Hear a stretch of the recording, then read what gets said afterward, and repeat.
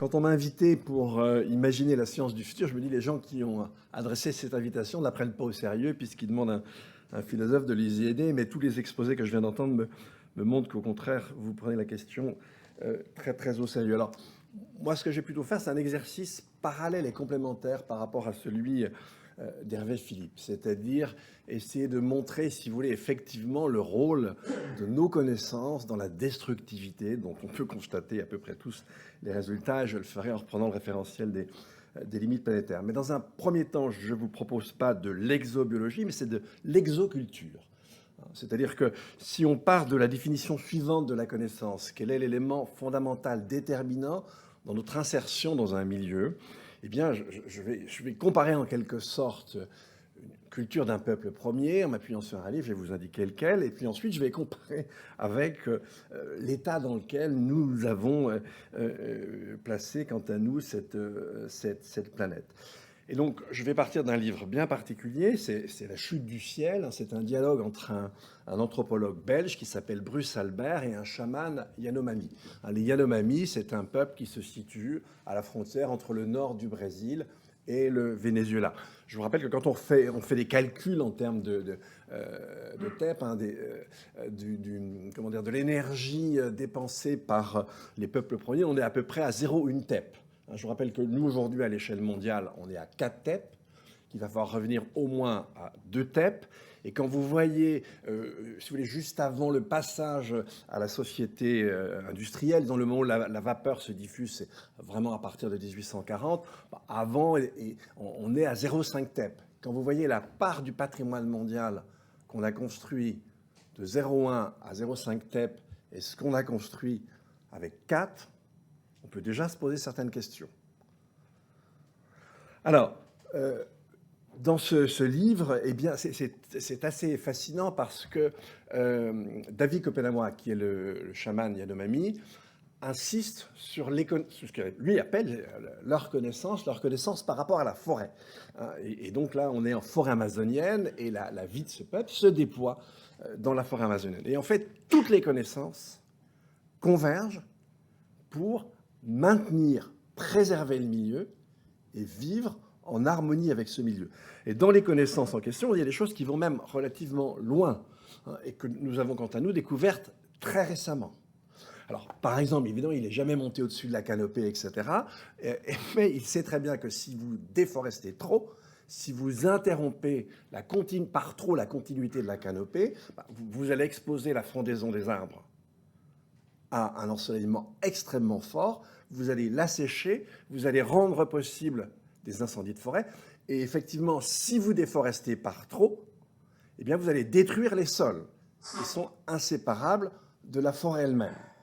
Alors que dans sa propre histoire, il n'a jamais expérimenté ça. Mais ça va beaucoup plus loin. Il désigne dans son texte, et le texte lui-même, les entretiens entre Bruce Albert et David Kopenawa, il y a une première partie, c'est le début des années 90, et puis la deuxième partie, c'est la fin des années 90 et jusqu'à 2000-2001. Le livre a été publié en 2010. Et dans ce texte-là, donc vous pouvez le vérifier, il désigne les arbres à pluie. Je rappelle que pour cette idée d'arbre à pluie, en Occident, alors on a des choses comme ça, on peut trouver dans le Chrysias de Platon déjà une espèce de préfiguration, mais ce n'est pas les arbres, c'est le rôle des forêts dans l'humidité régionale. Mais en revanche, l'idée d'arbre à pluie, on l'a découverte avec la colonisation.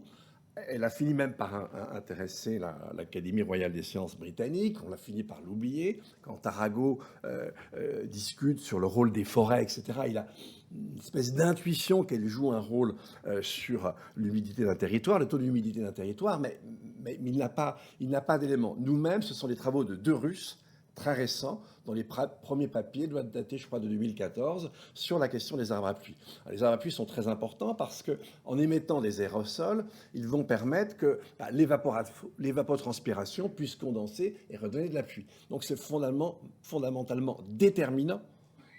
Or, pluie désigne les arbres à pluie.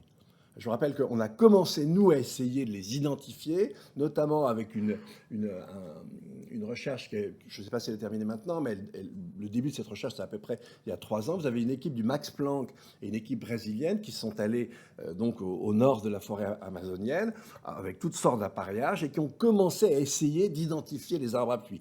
Sur des milliers d'essences possibles, lui désigne ces arbres à pluie sans aucun appareillage. Alors ne me demandez pas comment il a fait, je n'en sais fichtre rien, mais ce que je peux vous dire en revanche, c'est que c'est un savoir très traditionnel.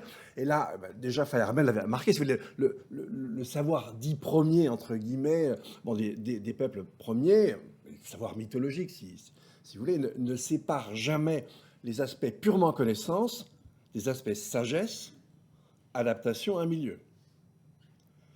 Il fournit à la fois et les connaissances et le sens, si j'ose dire, dans un même package. C'est quelque chose d'intéressant. Et alors maintenant, tournons-nous vers l'état de la planète jaune. Je regrette que Hervé n'ait pas pu venir ce matin, mais on est plusieurs dans un petit cercle d'essayer à dégager des indicateurs d'habitabilité de la Terre, ce qui est franchement vraiment pas facile. Je ne sais pas si on finira par y arriver, mais effectivement, l'enjeu de la transformation des milieux, et notamment du changement climatique aujourd'hui, c'est la dégradation de l'habitabilité de la planète. Alors, le climat y joue un rôle déterminant, mais l'effondrement du vivant, c'est pas beaucoup mieux. Et si effectivement, pour préserver le climat, on accélère l'effondrement du vivant, c'est pas tout à fait génial. Donc en fait, effectivement, qu'est-ce qu'on laisse aujourd'hui? Une Terre avec une habitabilité aujourd'hui en voie de forte et rapide dégradation, et puis un effondrement du vivant. Je ne donnerai qu'un chiffre qui est bien connu. Si on prend la biomasse des vertébrés sauvages aujourd'hui, par rapport à l'ensemble des vertébrés, c'est 3%. 67%, ce sont nos animaux domestiques et nos animaux d'élevage. Si je me trompe, vous rectifiez. Voilà, terrestre, pas marin, terrestre, absolument. Et les 30%, ce sont les bipèdes humains que nous sommes. Donc, il suffit simplement de donner ce chiffre. Alors, effectivement, nous ne sommes pas encore dans la 6e extinction, mais nous sommes dans une dynamique dont la rapidité est telle qu'apparemment, on y va tout droit. Le dérèglement climatique est pour le moment le 3e facteur de dégradation de la vie sur Terre, d'accélération de l'extinction des espèces. Il deviendra probablement prochainement le premier. Et alors effectivement, pour mettre en évidence, si vous voulez, en fait c'est ça qui est assez compliqué à assumer, à entendre et à digérer, c'est effectivement que nos connaissances ont largement contribué, et sans elles, on n'aurait pas pu détruire notre propre milieu. Et pour le montrer très très rapidement, je vais m'appuyer sur le référentiel que vous connaissez tous, qui est le référentiel des 9 limites planétaires, qui se subdivisent. Il y en a 2 qui se subdivisent en 2, puis maintenant, comme on a rajouté le dépassement d'une limite partielle dans le domaine de la disponibilité de l'eau, avec l'incapacité désormais de certains sols à conserver leur humidité, on a 12 sous-limites, si vous voulez, 12 limites en général, dont certaines sont regroupées par 2. On était capable de quoi? Finalement, essentiellement, on a su perturber de grands cycles biogéochimiques. Évidemment, le cycle du carbone, le cycle de l'azote, probablement celui du soufre, etc. Mais en tout cas, au moins déjà, c'est de grands cycles. Le phosphore aussi, azote-phosphore, c'est la première limite identifiée et celle qui a été le plus explosée. On a accumulé des macromolécules que le vivant ne sait pas métaboliser dans tous les milieux, y compris dans les tissus biologiques. Et là, c'était la 5e limite avec cet article de février de cette année, montrant notamment effectivement le dépassement de cette limite, c'est-à-dire celle qui concerne les entités étrangères à la biosphère qui circulent au sein de la biosphère, et là notamment en ce qui concerne les microplastiques, je ne sais plus c'est combien, c'est 90 milliards de tonnes, et ça va jusqu'à une fragmentation nanométrique, et ça pénètre tous les tissus.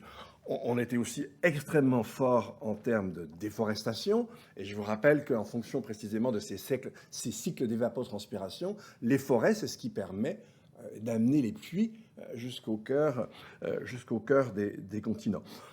on a été extrêmement capable et fort en matière de déstructuration des sols, et je vous rappelle que précisément la sixième limite, c'est celle qui concerne le fait que désormais certains sols ne sont plus capables d'y maintenir l'humidité essentielle à la vie. Et au moins de façon provisoire, il me semble qu'on pourrait attribuer cette destructivité de nos connaissances, alors qu'il y a d'autres facteurs, l'économie, etc., c'était rappelé tout à l'heure, bien sûr, mais en elle-même, il y a deux caractéristiques de nos connaissances scientifiques qui, me semble-t-il, peuvent permettre d'exprimer, de comprendre, enfin de contribuer à comprendre cette destructivité particulière. Je dirais que la première est liée au caractère partial. Vous allez voir, je dis partial pour le distinguer de partiel, parce que je veux renvoyer à deux limites différentes de la connaissance.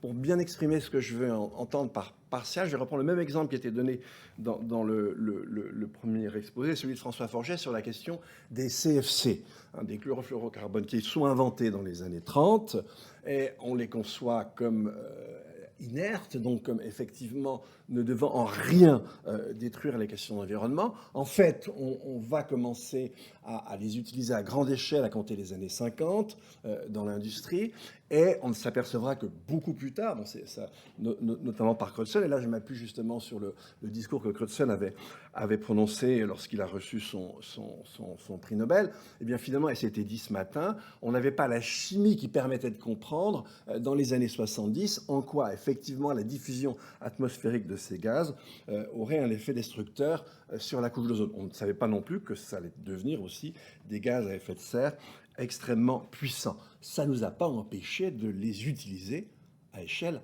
massive. Et c'est précisément la caution scientifique quant au caractère inerte de ces gaz qui nous a en quelque sorte autorisés à les utiliser de façon massive.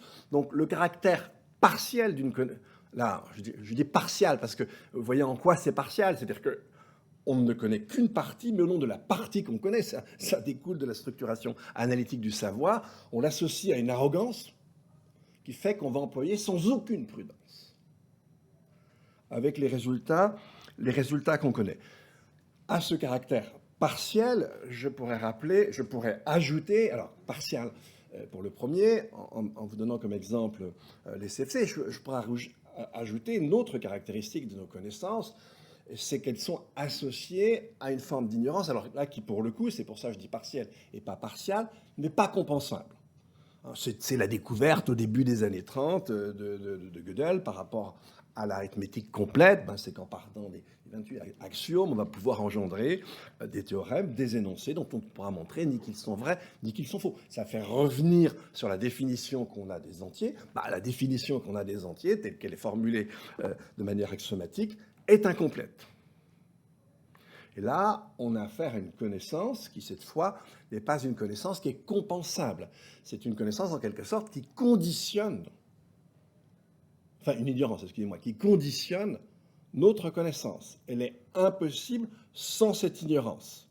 Et c'est la raison pour laquelle on ne peut pas, par des algorithmes, engendrer des théorèmes arithmétiques. Alors, vous imaginez bien que qu'on ne sera jamais capable d'engendrer à partir d'acides aminés des molécules dont on pourra dire de manière algorithmique qu'elles sont viables. Et là, je vous renvoie au travail de mon ami Nicolas Boulot, que j'ai édité dans ma collection, Ce que nature sait. Lui, il va montrer sur la biologie, et en ayant travaillé 15 ans, c'est un mathématicien par ailleurs, en quoi effectivement il y a de sacrés trous dans nos connaissances. Et ces trous-là ne nous empêchent pas de faire preuve d'une arrogance et d'une imprudence dont on peut constater pratiquement tous les jours les résultats. Alors, que faire, Quelle pourrait être la science de l'information ? Vous imaginez bien que je ne vais pas vous répondre. En fait, je pense que personne n'est capable de répondre à cette question. Nous entrons simplement dans un moment critique. Il va nous falloir des décennies. Alors, on n'a pas des décennies pour réduire l'empreinte carbone, mais en revanche, on peut avoir des décennies pour reconfigurer nos propres connaissances. Pour moi, il me semble que ce qui est décisif aujourd'hui, c'est, oui, 2 minutes, c'est d'interpréter différemment nos propres connaissances et de faire des choix un certain nombre de choix. Alors les choix, on l'a rappelé, on va devoir les faire tout simplement parce que, effectivement, si on est en moyenne sur la planète à 2 TEP dans quelques décennies, on a bien vu que tout ce qui a été montré, c'est complètement excessif.